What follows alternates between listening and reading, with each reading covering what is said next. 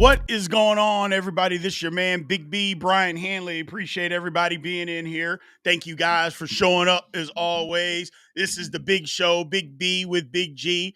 Man, we got a lot to talk about, Steeler fans. We got a lot to talk about, man. Obviously, we're going to go over what happened in the Super Bowl. Man, what a just a destruction. Let's just call it what it was, a destruction, Big G.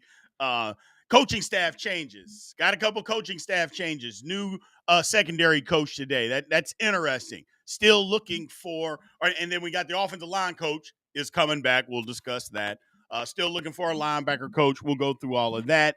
Got another mock draft, a garbage mock draft. I'll just give you a little tidbit on that. Me and Big G are going to destroy this thing. If this happens in this mock draft, then I mean the Steelers aren't even trying to win. We'll break all that down for you.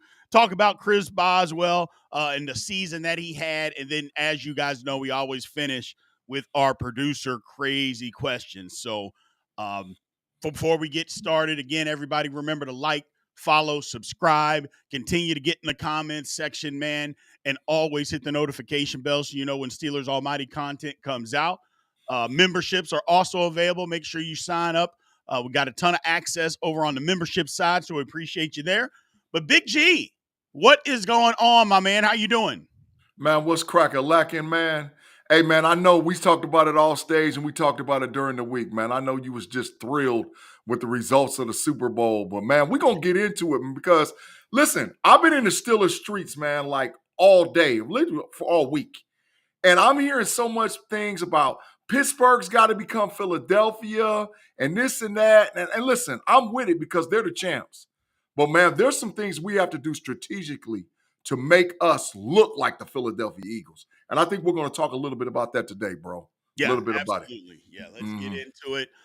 It was a wild Super Bowl, I guess you would say. I mean, I expected it to at least be a good game, Big G. I didn't think that it was just going to be an absolute blowout. I mean, and it was basically over from about the middle of the second quarter. That football game was over because the Chiefs couldn't block them. The Chiefs could not block their defensive line to save their life. They couldn't block them. Patrick Mahomes played lousy. Not enough people want to just say that. Patrick Mahomes played like absolute garbage. So there's that. And then on the other side of the football, the Eagles, look, the Chiefs sold out to stop Saquon Barkley, and they did a good job of that. But when you do that, you leave those other guys one-on-one, and the Eagles were able to take advantage of that. They also made them play, Big G. I know you talk about this a lot, 11-on-11 football. Jalen Hurts was running the football, and they couldn't stop it. It got away from them. This game was never close. Like I said, from about the middle of the second quarter on, it was total destruction. Facts. Absolute 150% facts. And B, listen, we've talked about it all along. When you have heavy 4-man, 5-man, 6-man rotation on that defensive line, and the dudes you got is flat out dogs and just can take. Listen, it took all 3 interior linemen to block Jordan Davis. It took all 3 of them to get him. And listen, that Jalen Carter was running free. Williams was running free. Nolan Smith was running free. Sweat was running free. And they was punishing them boys. They was punishing them. And like you said, too, they was like, okay, we're going to stop Saquon. And Jalen Hurts broke the rushing record for the quarterback position in the Super Bowl. Now got a Super Bowl MVP, been to 2 Super Bowls. They got the biggest freaking offensive line in NFL, 6'6", 339-pound average. And then when you got all that, you still got Devontae Smith to run a 4.3, A.J. Brown that can catch every crossing route that exists, a dog tight end. Man, I'm jealous of the Eagles, dog. Oh, listen, I wish we could take some of them Eagles logos and put them on the Steeler logos and get some of those dudes over there. But I told you already, we need a pipeline from one of these schools, bro. I already done told you. Listen, they set the formula. That they might as well be called the Philadelphia Bulldogs because it's Georgia everywhere over there. So listen, we got to figure out a pipeline from the Steelers, one of these schools, and get these dogs in there, bro. We got to do it, man. We got to do it. It is. I mean, to be able to take that, obviously those guys have to be good football players. I don't know if we necessarily need the pipeline. I just know we need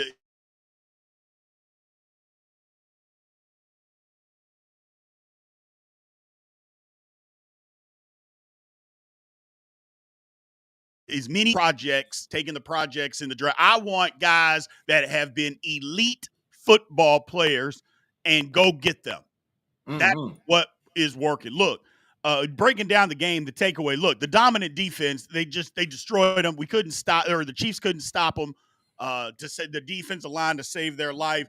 They basically the Eagles got what they wanted. Yeah, you sold out to stop Saquon because it was don't let Saquon beat you. Make Jalen Hurts beat you. Well, he did. I mean, that's just simple as plain as he absolutely beat him. We got crazy people in the chat. I won't bring up his name saying that Justin Fields is better than Hurts. I'm like, no. Why do we do this nonsense? We can't be that fan base saying crazy stuff like what Justin Fields has done absolutely nothing that would ever tell you that he's better than Jalen Hurts. I mean, nothing on a football field at the professional level. Absolutely nothing. That's so facts. To say something like that is just insane. And it's okay that he's not better. He doesn't have to be better. The rest of the team, Jalen Hurts is good. Don't get me wrong. He's got a team around him. Why don't we build the team first? Facts. Let's just build the team.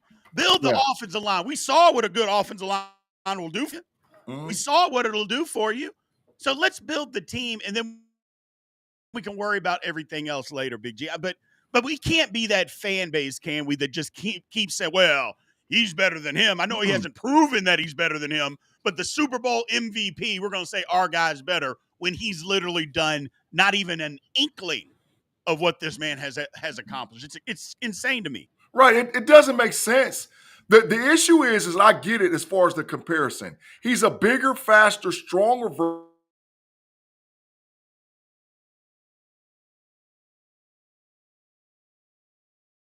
version. Performance doesn't match. Yep. So in reality, we need the Steelers to look at Justin as, okay, if this guy can do what that guy does, why not build the 53-man roster up so then that way he can have the performance like that guy does?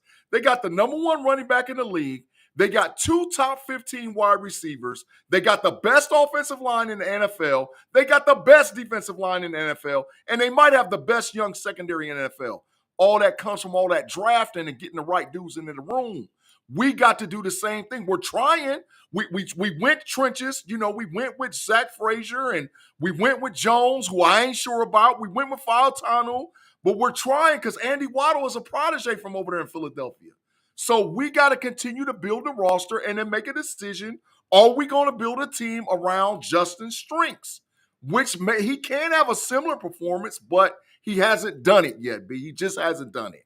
Correct. Yeah, I'm just not gonna keep saying that that Justin Fields is on the same level or the same caliber as Jalen Hurts. Jalen Hurts, if you don't remember, he's a second-team All-Pro one year.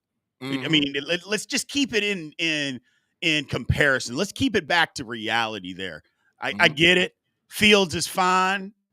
And don't get me wrong, I think with the proper weapons and the proper tools, he can be a good quarterback. But he hasn't done it yet. He just hasn't done it yet. So to try to make that comparison based on hypothetical football, to me, is just absolutely ridiculous. And to be quite frank with you, Big G, I'm just not even going to entertain that stuff anymore because we're a better fan base than that. We got to be a better fan base than that to try to downgrade or up. Doesn't even matter. That's facts. So doesn't even matter. That's facts. I'm with you. Either 100%. way, what do you think about the halftime show? Look, to me, I'm not a big rap guy. I'm not. I'm not a big rap guy. I'm not a person that listens to rap and to get all this interior meaning or anything like that. I listen to beats, and if it sounds good, I'll bob my head to it, man. That's all I cared about. I thought the show was fine. You know, if other people want to get mad or say this, or I do know this, it got the highest ratings of any Super Bowl halftime show in the history of the league, higher than Michael Jackson's. I go, I know that, Yeah, but that's big facts. people that read too much into rap music, I'm like, man, just listen to it. If you like the beat, bob your head. If you don't, turn the station. It's my thing. Well, K Dot, man, no, I'm gonna be straight up. K Dot, he been my dude since Mad City, man. There you go. I've been rocking with K Dot for a long time, man.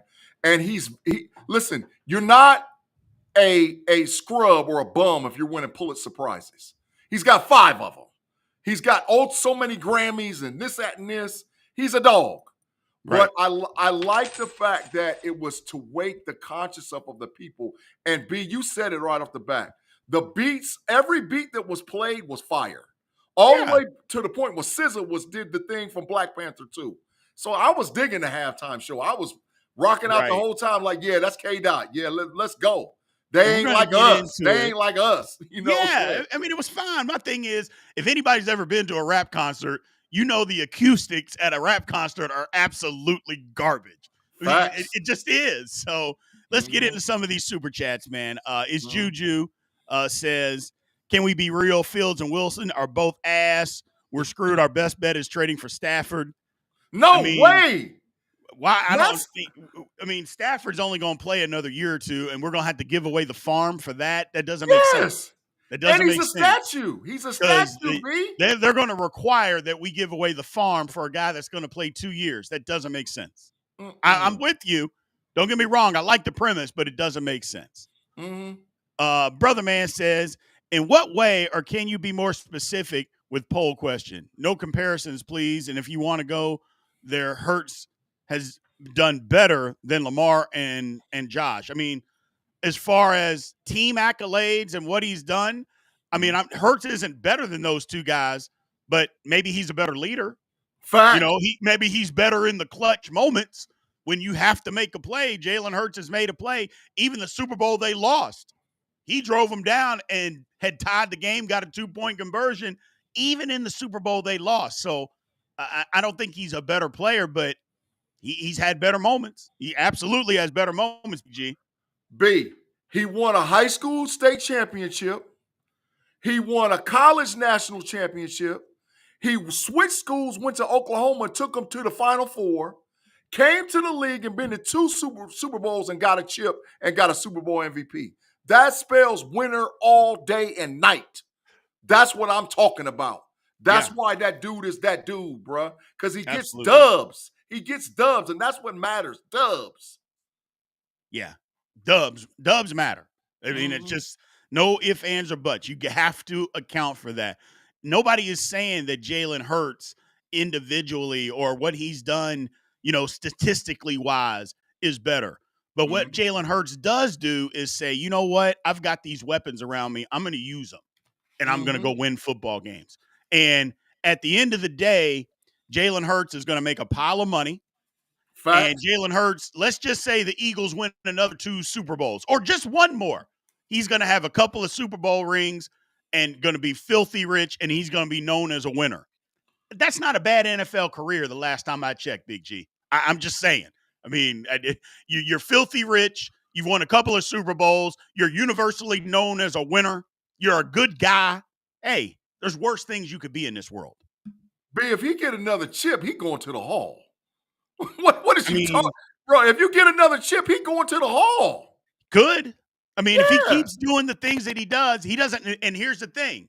People think, well, what do you mean going to the Hall of Fame? You don't have to be a first round or a first ballot Hall of Famer to get in. Yep. That's not what's required. I mean, hell, they just let Sterling Sharp in. First of all, Sterling Sharp should have been in 20 years ago. Facts. But they just let him in after 25 years. So it is what it is. Last one we got is Arch Baby Doll. Says it sucked and I listened to rap. Nah, I disagree with you, Arch Baby Doll. It didn't suck. It didn't suck. I thought it was fine. I thought it was fine. I get it if you listen to it for the acoustics. Maybe you didn't like the political message or whatever, but all of it for me, I thought it was fine. I thought it was fine. So yeah, I'm with you, B, man. I think, like I said, man, when you go back and look at it and all, the issue with what it comes down to, and it's the last thing I'm gonna say. I'm gonna leave it alone. Do you want to be educated? Or do you want to be entertained? Correct. For those individuals that wanted to be educated, it hit right perfectly. For those Absolutely. individuals that want to be entertained, it's going to be sour. So I Except for ride me. with it. Yeah, exactly. For me, I wanted to be entertained. I thought it was entertaining, Big G, but I get what you're saying, though. You're dead right. You're absolutely right. Yes, that's all I'm saying, bro. I'm going to leave it alone after that, man. Yeah, people, they get mad. They get mad. Yeah. Okay, now I'm going to bring this up, and this is why we got to start ignoring Big Pun. This is why, people, we love Big Pun, but I think Big Pun drinks a lot of liquor then jumps in here. Hines Ward is greater than Sterling Sharp. No. See, this Big Pun, he drinks a lot of that liquor, and then he comes into the chat room and says this stuff. We love Hines Ward. Hines Ward is great. Hines Ward can't hold a candle to Sterling Sharp. Not a candle. And that's not being disrespectful. They're just not in the same class of receiver. They're just not. Sterling Sharp just got hurt and hurt his neck, and he couldn't play anymore. He was being talked about while he was playing as being as good as Jerry Rice. He was better than Jerry Rice. We got to stop this, man. We got to stop. Bro, people always try to say, too, well, he had Favre. He played with Favre 1 year. He was better than Jerry Rice during that season. Dog, he was the dude that invented the Triple Crown. He invented it. Catches, yards received, catches, and touchdowns. He won the Triple Crown, man. He was a dog, and he was playing with the Magic Man as the quarterback. He was a bum. But Sterling was out there getting his, dog. He was getting his. If Sterling don't get hurt, come on, dog. We be talking about GOAT. We would be talking. Listen, his little brother that went to the Hall said I wasn't even the best dude in my own freaking family. Come on, dog. And that boy's in the Hall. Stop it, man. Stop it, man. Well, here's an interesting comment by Brother Man. Says 2 Super Bowls doesn't mean you belong to go to the Hall of Fame. What? I would say this. You're right, but name 2 in the Hall of Fame. Eli the only one, and Eli's getting in. He just wasn't first ballot. Eli's 100% getting in. So I get your premise, but they're not going to keep you out. Facts. So, Mr. Alonzo Dunn said he was late. Said even y'all have a party. Y'all having a party without. No, we're not, brother. We are not having a party without you. We always need you. Facts. Facts. Capricorn Steel gets it. Sterling Sharp's career was on par with Jerry Rice. It Facts. absolutely was. Yeah, it was. Yeah. So, yeah, it absolutely was. And people just don't either remember or they don't know. But bottom line is, well, he was playing until he got hurt. The man was absolutely incredible. Yeah, absolutely and listen, incredible. B, I'm gonna say this too, man. People don't understand how many great wide receivers have not gotten in the Hall yet. Yeah. Like Larry Fitzgerald is number 1 on the list next year. And I'm telling you right now, that boy's going in first ballot. I promise you he's going in first ballot. Yeah. So Andre Johnson, he's not in yet. I don't think he got in last year. So is Reggie Wayne in? Is Torrey Holt No, Reggie Wayne's not in. Nope. Yeah, dog, there's some dogs on that list, bro, that ain't got in yet. Steve Smith. Yeah, he ain't in yet. Yeah, come on now. So Hines is going to get in. He just ain't going to get in right now. There's too many dogs in front of him. There's too many dogs. Yeah. So he going to get in, but not now. It ain't time yet. Absolutely. Absolutely. So let's move on to some Steelers stuff here. Coaching staff changes, Big G. Gerald Alexander appointed as a secondary coach. Grady Brown, they just didn't renew his contract, which essentially that means you get fired when they don't, just move on without you. B, this what happened to him, B. This what happened to it. Yeah, buddy. They told him, adios, muchachos, my friend. Adios, muchachos. We'll see you next lifetime. Yeah, so they bring back Gerald Alexander. Now, when he was here, the Steelers secondary was good. So we'll see what he does with it. I guess the first thought is what kind of impact? What do you think he's going to do with the secondary? Well, I was looking up some statistical information today. And listen, B, me and you have talked about this in extension, right? That the Steelers are in nickel basically 60% of the time, right?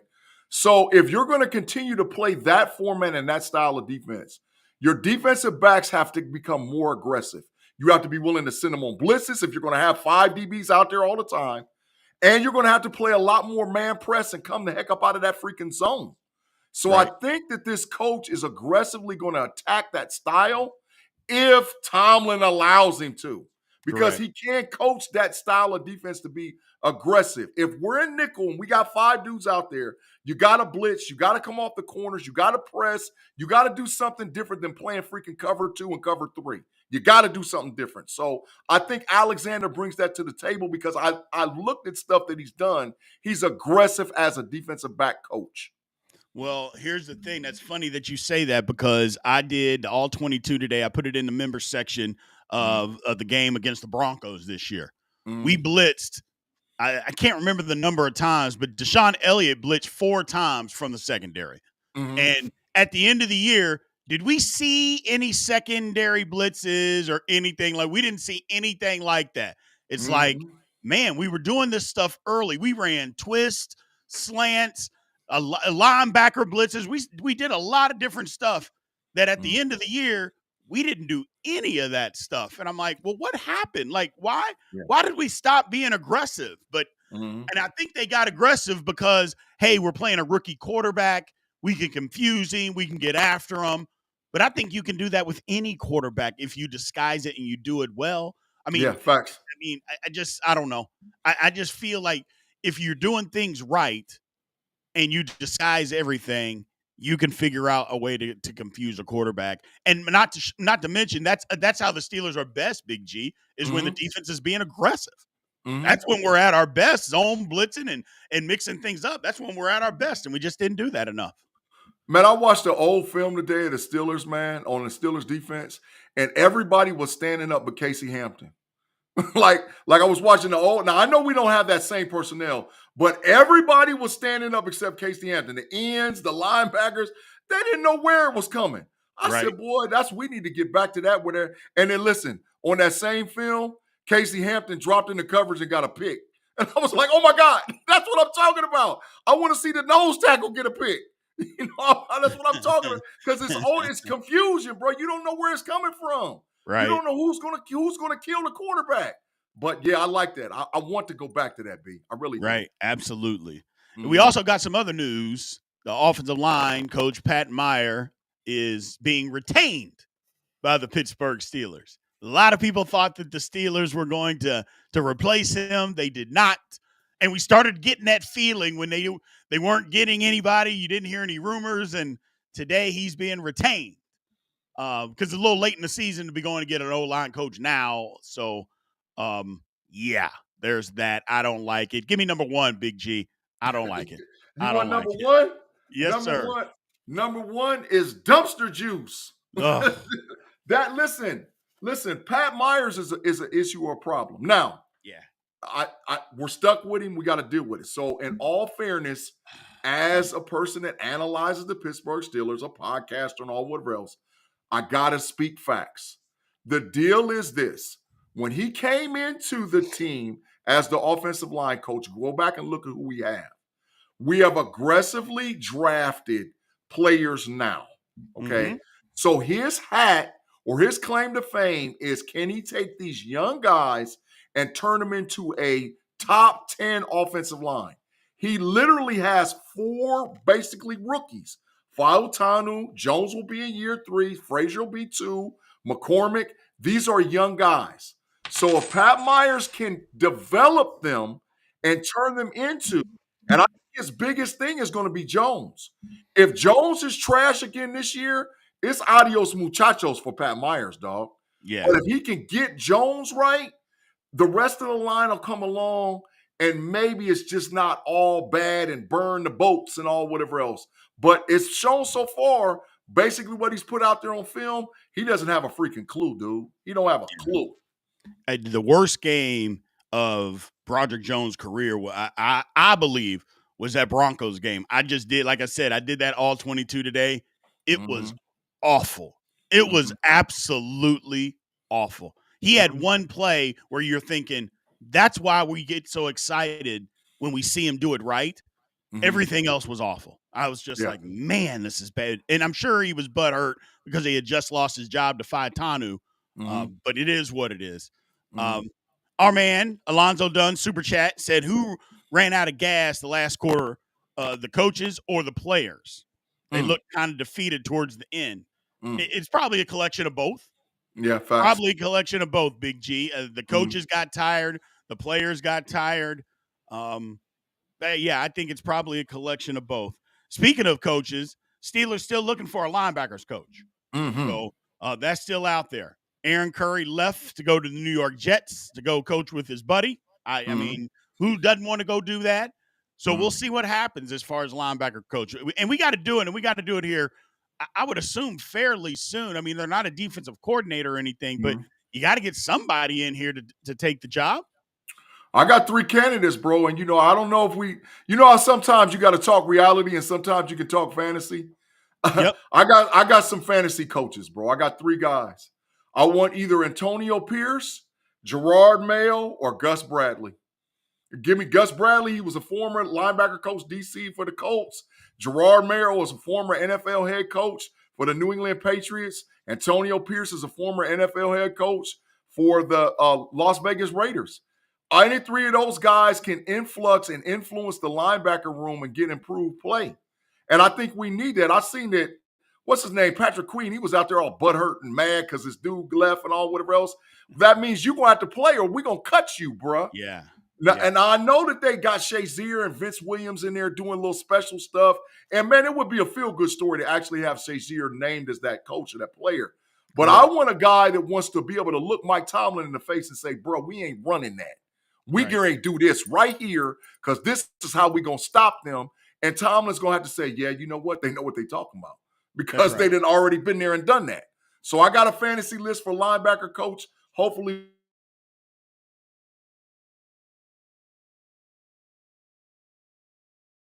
we get one. I don't know what that means, whether he's coaching a position or not. But I would love to see him here. He's a former head coach too. All 3 of those guys are former head coaches. Pierce and Mayo didn't get a real opportunity. I mean, you get fired after a year. That's not getting a real chance to be a head coach. But whatever the case may be, they would be a welcome addition.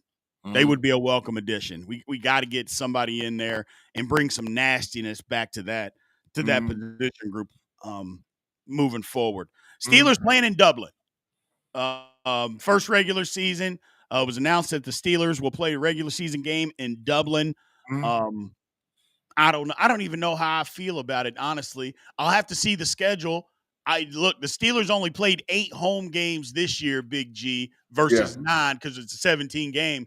I would hate that the Steelers only play 8 home games this year, and one of those games could have been at home versus going to Dublin. I'm not a big person or a big proponent of playing these games overseas, man. I'm just not. I'm not. I'm out on it.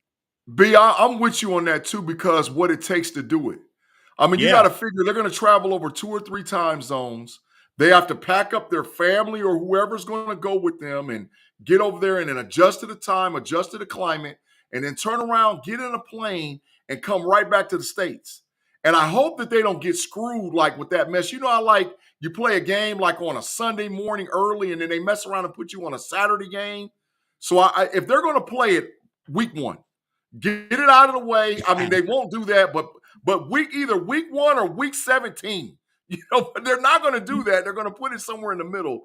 But the earlier, the better, because it's hard to adjust from that. Most teams that go overseas and they come back, especially based on their opponents. And remember, we're going to play a second-place schedule this year. Right.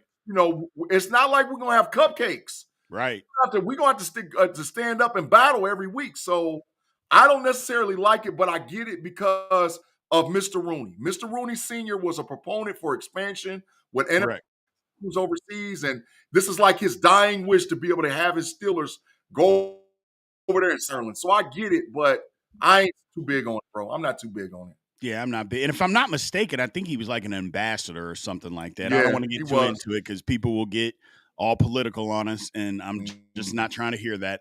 But I'm not that big of a proponent on it, going over there and doing it. Now let's talk about Chris Boswell. Chris Boswell had a crazy good season this year that I feel like went underappreciated, not necessarily by Steelers fans, but fans all over the country as far as NFL fans. I felt like he was underappreciated. Almost had one of the best seasons. Now I say, he almost had this. I mean, he was on the verge, if the offense would have been any better, of being able to tie the record or even break the field goal record in a season. I mean, Boswell was incredible. He made all 35 extra points. He was 41 of 44 on field goals. And the 3 misses, one got blocked, which wasn't his fault. One was a 62-yard miss in windy Cleveland. No, a 62-yard miss. And then another one was a 58-yard miss that night in Cleveland when it was super windy. Boswell was incredible. It was absolutely incredible, and I don't think he gets enough credit. I think that Chris Boswell, in my mind, has solidified his place as the number 1 kicker in the NFL. Because of the decline of Justin Tucker and some of the other stuff he got going on, I think if you need a solid kicker in the league, I can't name another kicker that's better than him. And I think that Chris Boswell is putting himself in position, to possibly be the greatest kicker for the Steelers. And that's saying a whole lot, considering who we've had as kickers for Pittsburgh. But he had an outstanding season. He should have been recognized. And I really, truly believe if our offense, like you said, would have been better, he would have broke the NFL record, man. So congratulations to Boswell. You're him, bro. You're him. Absolutely. You're the shining spot. You're the shining spot for the Steelers this last year. Absolutely. Of a team of inconsistency all across the board, Boswell was the one constant that you could count on. If you got within 55 yards, Boswell was knocking that thing through. That's facts. And to me, I think he's already the best kicker that the Steelers have ever had, because there's a lot of things that you can talk about in football that have changed. But one thing that hasn't changed is the distance on a field goal. Facts. that hasn't done anything. And either you could make it from 55 yards or you couldn't. And nowadays it seems like that people are making 50-yarders like it's nothing. 10 years ago, it was taboo. You can he has a rocket leg for a rocket launcher for a leg if he can make a 50-yarder. Now everybody makes them. And Boswell makes them easy right down the middle. That's why I think he's the best that we've had. Maybe he hasn't been in the biggest games, but that's not his fault. He had a stretch when he was a little inconsistent a few years back, but since that time, he's been automatic. Like I said, the one constant on a team of inconsistencies on both sides of the ball, you could always count on Boz. Claude Bishop says the only coach worth keeping is Danny Mitchell, which is also on the special team that coaches special teams. But Claude's that guy. We know what Claude is. We love Claude. Claude is a hater, man. Claude is a hater. Yeah, he's definitely a hater. He's definitely Claude is a hater. Yeah. So he lucky we ain't got the Matrix graphic over here, because that would have been automatic. That's an automatic. Listen, I'm gonna talk to the executive producer. We're gonna get that Matrix graphic over here. That's an automatic trip to the Matrix, bro. Automatic. Yes. And Mark Twain's talking about if Tucker falls off, then yes. Well, Tucker fell off. That's number one. Fell off. But number one, we said that he was the best kicker in Steelers history, not NFL history. Not NFL. I still, that's Justin Tucker. I get it. But this year, it wasn't even close. Yeah. Justin Tucker was I don't even know if he was 10th best in the league. But Justin Tucker has some other problems that he's dealing with right now. He's too busy dealing with the massage table as of right now. He's on that Deshaun Watson plan. So we may not be seeing Justin Tucker for a little bit. We might not. Yeah, that old Juergens. Yeah, buddy. That little Juergens going on over there, man. Hey, but I'm always, anytime I get a shot to take it to Ratbirds, I'm taking it. So yeah, your boy Justin Tucker got issues and problems. So now we got the best kicker in the league. Now we got the best kicker. He got issues, man. Lonzo says, took it out of my mouth, Big G. No diddy. Before it's all over, will Boswell rank with the best of all time, including Tucker? Yeah, I think he will. He'll be up there for sure. But you said no diddy, you got to get the no doubt, dog. Yeah, no diddy, no doubt. No diddy, no diddy, no doubt. Took it out of my mouth. Big G. No diddy, no doubt. Not my mouth. Maybe your mouth, not mine. Yeah, it was interesting, man. So let's see. Let's go to some questions, man. Who's untradeable? Somebody brought up a question as far as who is untradeable. In your eyes, Big G, who is untradeable on the Pittsburgh Steelers that currently right now? Nobody. Everybody could get traded. Everybody. Yeah. There's not a player where, listen, I love TJ Watt. I love Minkah Fitzpatrick. We're not going to trade Cam Hayward because he's too long in the tooth and ain't nobody going to give us nothing for him. Correct. Who on offense? Everybody. Move, Pickens, they all. Everybody on the roster can get traded. Everybody. JPJ, all of them. You can trade them all. There ain't nobody you can't touch. Not for me. Not for my money. Yeah, that's the way I feel about it. If the Steelers are really interested in trying to improve their roster, nobody can be untradeable. Now, don't get me wrong, you got to have some proven players on your football team, so you may not trade them. Okay, I get that. But everybody, if somebody calls you and says, we'll give you 2 first-round picks for TJ Watt has to go. I'm sorry. Here, bro. Yeah. Out of here. I'm sorry. I love TJ Watt. He'll be in the Steelers Hall of Fame. He's going to be in the Hall of Fame, clearly. Yeah. But if somebody calls right now and says, we will give you 2 first-round picks for TJ Watt is no longer a Pittsburgh Steelers. That's just the way it has to be. I'm sorry. Yeah. Same thing. If somebody calls and says, we'll give you a 3rd-round pick for Minkah Fitzpatrick can no longer be on the Pittsburgh Steelers, man. He's got to go. $18 million, and I know I keep harping on it, but he's just got to go. That's just the way it is. If we're trying to get better and we want to do the things that we need to do to get better, nobody is untradeable for the right price. Now, somebody offering us a 3rd-round pick for TJ Watt, well, then no. Sorry, that doesn't even make sense. I said, but now here's something. Our man Mason brings up something. I think he's got a point here, Big G. He says everyone except Zach. We need that. Some Republicans on the O-line. Now, I don't know about the Republicans. I don't give a damn about that. But Zach Frazier, not sure Zach Frazier would be on the trading block for me. I think Zach Frazier would be somebody that would say, no, you can't have him. You got to have a center. Can't have him. I understand that. But nobody's trading for a rookie center. No, they're not doing it. No, but if they ask for him, though, I'm just saying. For a first? No. Oh, dog, he got to go. Well, who's going to he got to go. You know how bad our offense was without a center? I know, bro. We're going to have to go draft one, dog. We're going to have to go draft one. Listen, draft capital is at a premium. Listen, only if you use it right, though. That's the issue. Draft capital is at if like you said, Watt 2 first and probably a 3rd. Bro, I love TJ Watt. Bye. Minkah a 3rd. Moof a 3rd or a 2nd. George Pickens a 3rd or a 2nd. Bye. But I holler at you. Draft capital is at a premium. You got to get younger, faster, stronger, and improve the 53-man roster. Period. Sometimes you can only do that through drafting, bro. You got to do it. I'm going to bring this up. This is funny. My man Robert said trade Big Pun. Big Pun, you to the bench. Big Pun is on that liquor, ladies and gentlemen. He is on that liquor heavy. Big punishment to the bench. To the bench, man, to the bench.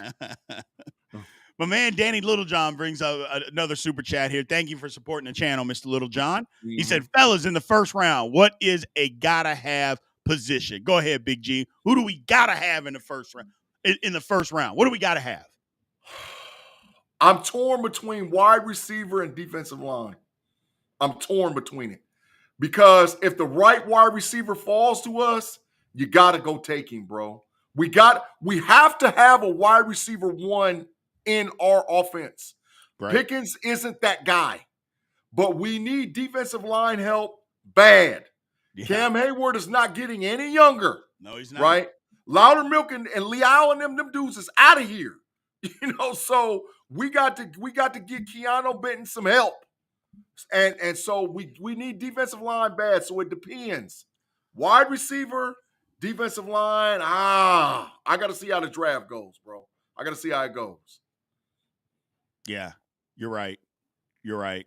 We just got to see how it falls, because if the right defensive lineman falls to us, I think we got to do it. having said all of that, if we gotta have a wide receiver, man. We gotta have a wide receiver. That's gonna bring me to my next question for you, Big G. We talked about it today on our chat. Deebo Samuel. There's been reports Deebo is asking for a trade. He came out and said, I'm asking for a trade. He wanted to move on. Does he fit with what the Pittsburgh Steelers are going to do? So I'm biased. You know what? I'm going to call it, where my bias on at? I find it a little bit. I'm biased because I'm a firm believer in this the issue with Deebo. He's injury prone. We know that, right? He's 30 years old. We know that as well. But does he bring value to the position room? Absolutely. We have George Pickens as of today. We got Calvin Austin III, George Pickens, Roman Wilson, and whoever we decide to keep, if we decide to keep any of those other guys, which I don't think we're going to keep none of them, right? So you have to get the position room better. So from a fit standpoint, if you draft a wide receiver in the first and you get Deebo and you pair that wide receiver Deebo and George Pickens together, now you cook them with gas. But if the expectation is to bring Deebo in as the primary WR, no. And that's no disrespect because he's just not that guy. But is he a chess piece? Yeah. You can get him on toss sweeps. You can get him lined up in the backfield. You can get him in the slot. You can do all kind of different things with Deebo. But is he going to be playing 17 games? No. And there's a lot of bread that's out there with that too. Right. You know, it's a lot of bread. Yeah. So, will he renegotiate, restructure? Man, I don't know. So it depends on what they do with the draft. If it might be the right fit with a legit dog WR with Pickens and him, that might just be perfect. Maybe. So I'm with a maybe, bro. My thing is that Deebo is extremely talented. He's going to upgrade the talent on the Pittsburgh Steelers.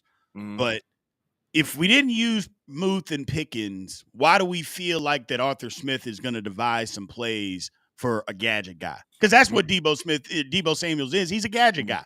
I mean, he's not a good receiver. We know that. So we trust Arthur Smith to figure out ways to get this gadget guy the football. I don't trust that. Yeah.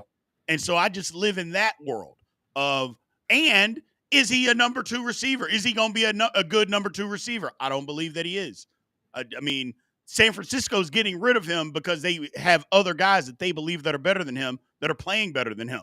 Well, okay. Now, granted, we don't have those guys, but okay, he's still a gadget guy.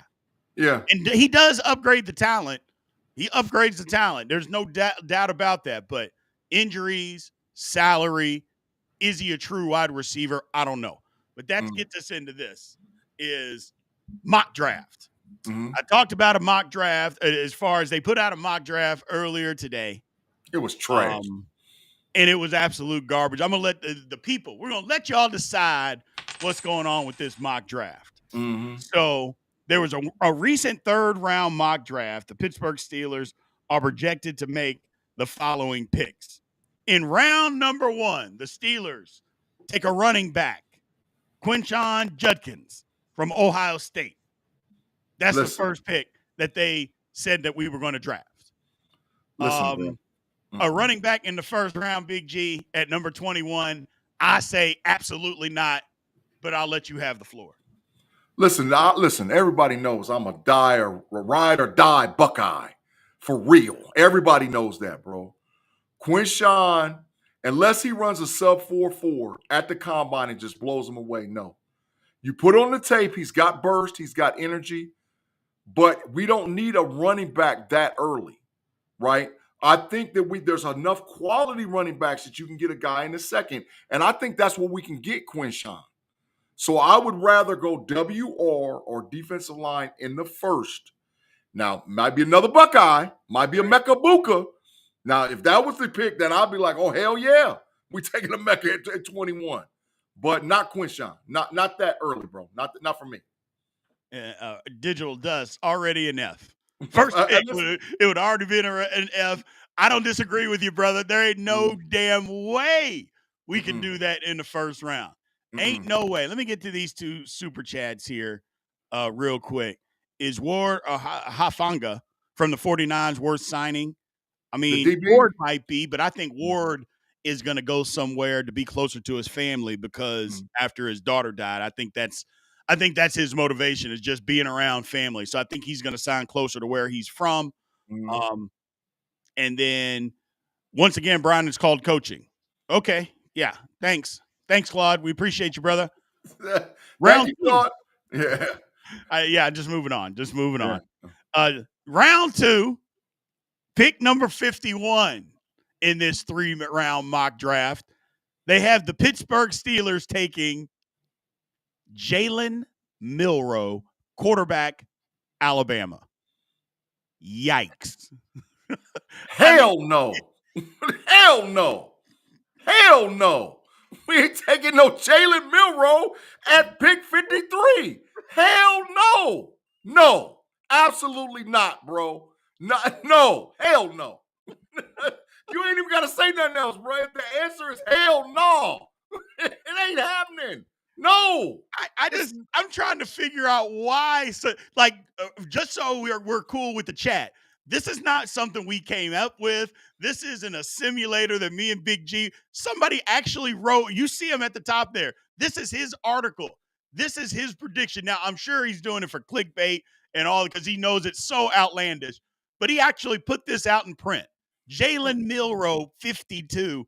I would say the Steelers should, if that happened, the Steelers would have to be sold because it would be malpractice because they're not trying to win. The Steelers would have to take the team away from the Rooneys and say, you guys aren't trying to win. We're selling them off. Goodbye. Judkins, a running back in the first round, who's not even the best running back. And then Jalen Milroe, who I'm not convinced Jalen Milroe is even a pro. Facts. I'm sorry. I'm not. I don't think I don't think he's a good backup. I don't think now he can prove me wrong, and hopefully he does, because I don't want anybody to not be able to live out their dream. But from what I've seen, Jalen Milroe is not an accurate thrower. He doesn't anticipate throws. He throws way too many interceptions at the college level. No, this is horrible. It's an F minus. It's an F minus draft, dog. It's an F minus. This sucks. I would be mad as all get up if we did this, bro. Matter of fact, man, I might have to just make a visit to Pittsburgh, Pennsylvania, dog. I'm gonna start knocking on some doors because we're moving some furniture around. If this go down, no way, this is happening. Our man Digital Dust says F minus. F minus. Absolutely. Our man Alonzo Dunn. We shouldn't take Milroe with pick 300. Facts. I'm not touching that boy. He garbage. Get him out of here, bro. No, absolutely no. And then we got Big Pun, Big Pun hadn't stopped. He'd been drinking since noon today. What he says? Milroe fits a Taysom Hill role. Stop that, man. I just come on, man. Come on, man. Listen, I'm about to get to take the lap sign, dog. Take a lap, dog. Go and take a lap and work some of that alcohol out of your system right now, bro. Oh, shit. No Taysom Hill, man. No, he's not. Oh, no, he's not, man. No, he's not. And then Pittsburgh Steelers in the third round with pick number 85.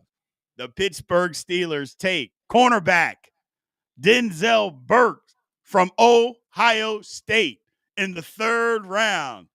Absolutely hell no, Big G. No. So many other corners, other positions.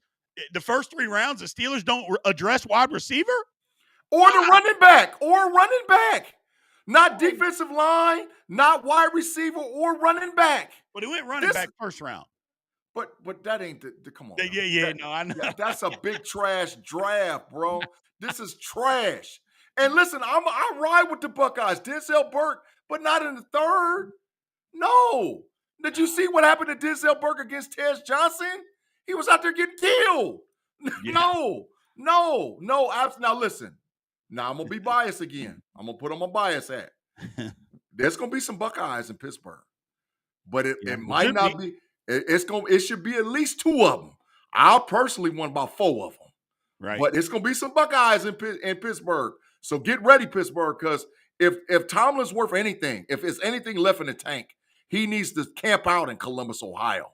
because there's some Buckeyes that you can get that can improve your 53-man roster. Correct. But maybe not these two dudes, man. Maybe not these two.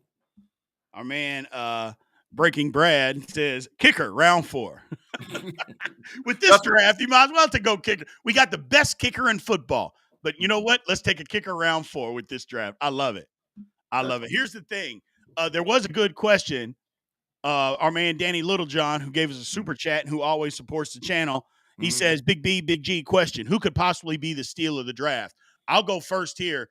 This is a little biased, but he shot up the draft boards after the Senior Bowl. Quincy Riley, cornerback out of Louisville, was projected a 5th, maybe a 6th round pick. Now people are talking late 2nd, early 3rd for Quincy Riley. Now that would be somebody the Steelers could take in round 3 at cornerback. I wouldn't be mad at that at all. That's somebody that I think is going to be a steal. But here's an even later one, another cornerback for you, Big G. Mello Dotson. He's a cornerback out of Kansas. Plays opposite of Kobe Bryant. And a lot of people know Kobe Bryant. No, Kobe Bryant's good out of Kansas. He was good. Mello Dotson's bigger, faster, better. I think he's a better corner. But he, right now, we're talking probably 5th round. I think he can be a big-time starter in this league. I got 2 steals, man. My first steal is Rocket Sanders, running back out of South Carolina University. I think that if we don't draft a running back in round 2, which I'm hoping that one of them Buckeye boys is sitting there, and Travion Henderson or Junkins, I love Rocket Sanders. Rocket Sanders is 230 plus pounds. He runs a 4.4 legit. He's going to come in shape. Go back and watch the tape. He's explosive. He can block. He can really score for anywhere on the field. So I love him. And I love that Zabriel kid, the offensive lineman for North Dakota State University. I heard that the Steelers brass was down there and they was just slobbering at the mouth watching this kid block and execute at that Senior Bowl, man. He's a decent size. He's 6'4", 6'5". He's like 315 pounds, and he's got great feet, man. So those might be 2 guys that the Steelers might not look at 1st or 2nd, but could possibly be sitting in their 3rd, 4th, and 5th round. So, yeah, absolutely, bro. Absolutely. Yeah, good question, man. Good question. But that mock draft, just so we're on the same page, chat, absolute garbage. Absolute garbage. You don't want any part of it whatsoever. And the Steelers don't want any part of that either. So if this happened, like I said, that would be franchise malpractice. Everybody should be fired, and they should be forced to sell the team to somebody else that knew what the hell they were doing. So let's get to our producer question. Our producer always has a crazy question for us that we haven't seen. It always makes us insane. So let's get to that. All right, here's a question here, people. You can guarantee one of these for the Steelers next season. Now, again, we can guarantee just one of these. A top 5 offense, but the defense is bottom 10. B, a top 5 defense, but the O ranks bottom 10. C, elite special teams, but both offense and defense are just average. This is easy for me. I'll let you go first, Big G, but this is easy for me. Man, I got a feeling you're going to pick C, man. So I'm not going to pick C, but I got a feeling that's where you're going at. You know what? I'm going to go A, man. Absolutely.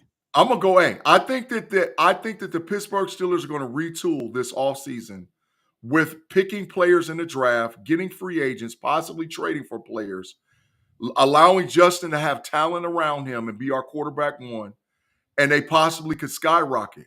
But the defense definitely could fall off because if they don't change the schematics of what goes on and you're sitting in freaking cover 2 and nickel or cover 3 and nickel 58% of the time, you're going to continue to get killed. Right. So I think that the opportunity for have a good upside, young offensive line, could come together, could put it together, get Justin at quarterback, draft a running back that's explosive, get a wide receiver that's explosive. Yeah, give me A, bro. I'm going to roll with A. Well, here's my thing. The Steelers were 20th in total offense this past year. They were 20th. In total yards per game, they were 23rd in total yards per game. I'm looking this up now. So that's what we were as an offense. With what we've done over the last 4 years, 4 to 5 years as an offense, I am over having a bad offense. And I get it. Look what happened in the Super Bowl, Big B. Defense won that. It did. It had a lot to do with it. They dominated the Chiefs, but they also scored points. They also moved the football. So you know what? And maybe the defense lucks up and gets a turnover here or there, gets a couple of stops, but I'm over having a bad offense, Big G. I am just over it. Give me a good offense, and we'll take our chances because the other team might throw it to us, and we just got to catch it. You know, they may fumble the football. I'll take my chance. Give me that good offense, especially the way the rules are, and I'll just roll the damn dice on defense and see where the chips fall. But I am completely over having a bad offense. I am just over it. I'm sorry. I'm just over it, Big G. I'm with you, bro. And it's time. You know, we listen, the last couple of years with Ben, it wasn't all like that. Definitely with the Kenny Pickett experiment. Oh my God, we was horrible. Yeah. So it's time for us to actually solidify an offense and have a scheme. But B, and I'm just going to say this too, how much is Tomlin going to hold back Arthur Smith? Because I think schematically, Arthur Smith can call some stuff. But is he going to hold him back? Right. Is he, and that's a big factor in it, bro. So but, you can have, right, no, go ahead. You can have all the chess pieces, but are you going to play the game? You got to know how to move the pieces. So that's, is that a factor to me? Yeah. That would be the thing, though. But got to remember, it's already a top 5 offense. So regardless of who the offensive coordinator is, we got a top 5 offense. I'll just take it. Take it. I mean, I'm over having not being able to score, having to fight and scratch and claw to get to 17 points or to 20 points. I'm over that. I'm over that. And don't get me wrong, when the Killer Bees were here and we couldn't stop anybody, that drove me insane. Maybe it's in cycles, but at least I had a thought that, you know what, we might give up points here, but we can go right back down the field and go get some too. Yeah. Where now, if the defense, and maybe they're stopping people, it's like, well, if they get 10 points, we might only get 7. If they get 17 points, we might only get 10. We have no shot. And a defense that's giving up 17 points a game is pretty damn good. So, you know how many games we could have won in the last 3 years if we could have just scored 27 points? You know how many games we could have actually – matter of fact, hell, if we could have scored 24 points. Do you know how many games we should have won if we could have put that – I mean, we was winning games with 6 field goals. What do you mean? What do you so like, we got to be able to get in that end zone, bro. We need touchdowns, not field goals. And I love Boz. Touchdowns. Right. Now, we got somebody in the chat, Big G, that's being ridiculous. What they said? Thunder God saying that we're being stupid by saying Sterling Sharp was better than Hines Ward.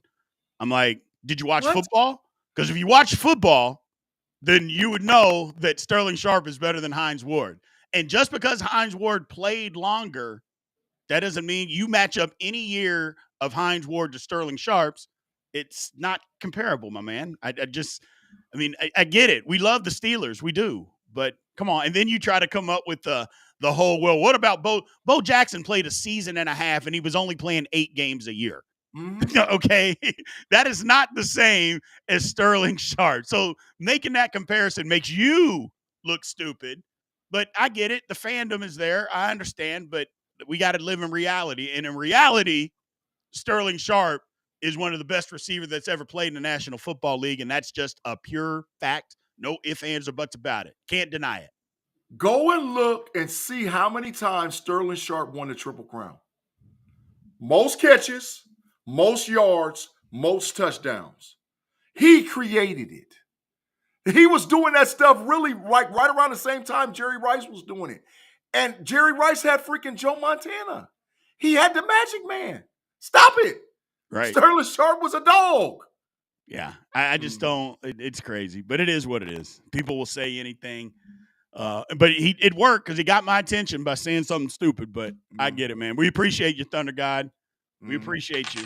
So, our man Claude's at it again. He about to mess it up. With Tomlin and his coaching staff, you should be used to being mid, and Hines was better than Sharp. Hines was never better than Sharp. Just look at the stats. Just match up the number of years that Hines Ward played, or the 7 years of Sterling Sharp and the 7 years of Hines Ward. You can take the best 7 years of Hines Ward's season. They're not comparable. They're just not. I'm looking up Sterling Sharp's stats right now. Not. You got to stop that. Bro. You got to stop that. Bro, in 7 seasons, that boy had 595 catches for 8,134 yards and 65 touchdowns and 7 freaking. And his last season didn't count because he was hurt. So that's really 6 seasons. That boy had 65 touchdowns, 8,134 yards, and 595 catches. Come on, dog. Stop that. Yeah. That's almost 100 a year. That's 1,000+ W receiving yards, 100 catches a damn year, and 10+ touchdowns. Stop that. He was a dog. Yeah. He was a dog. I get it. We're all Steeler fans, so we want to see our Steelers get the recognition. Do I think Hines Ward should be in the Hall of Fame? Absolutely, he should. There ain't no ifs, ands, or buts that Hines Ward should be in a Hall of Fame. Why he isn't?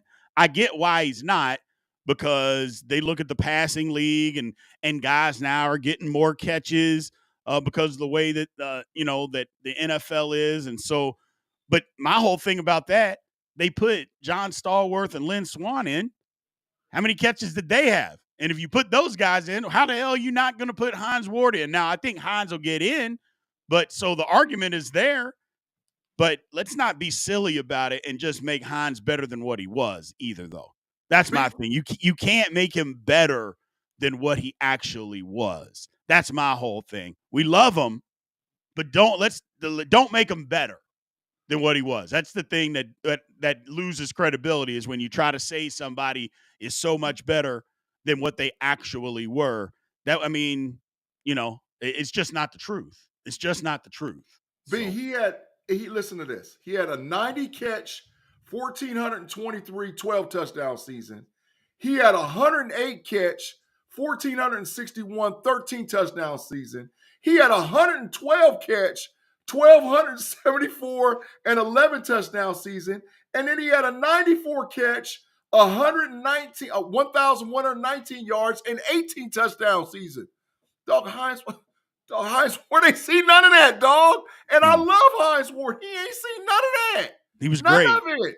Hines was great. There ain't no ifs, ands, or buts, but he just wasn't as good as Sterling Sharp. And that's okay. That's okay to say. I don't understand it. I just don't get it, bro. I don't get it at all. It is what it is.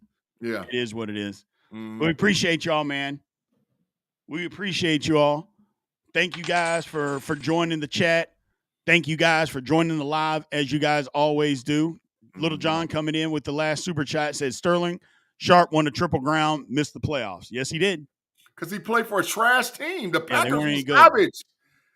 So this is back when the Bears was dominating that division.